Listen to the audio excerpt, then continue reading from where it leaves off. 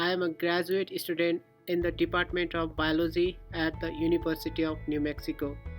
The Nutrients Network experiment, or NutNet for short, started in 2007. This experiment is a fully crossed, completely randomized design with 8 treatment combinations replicated 5 times each, total 40 plots.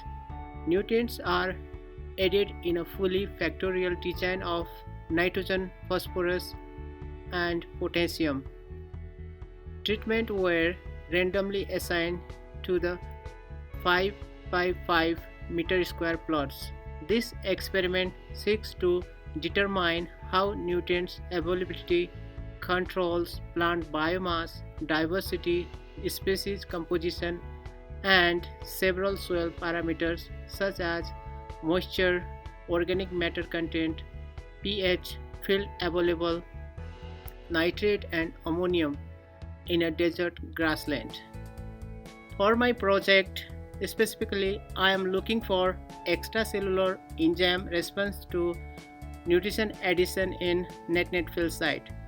Extracellular enzymes are produced by soil bacteria, fungi, and archaea and are involved in biogeochemical processes such as organic matter decomposition and nutrient cycling. Thus, they are good indicators of both soil microbial activity and nutrients availability for plants.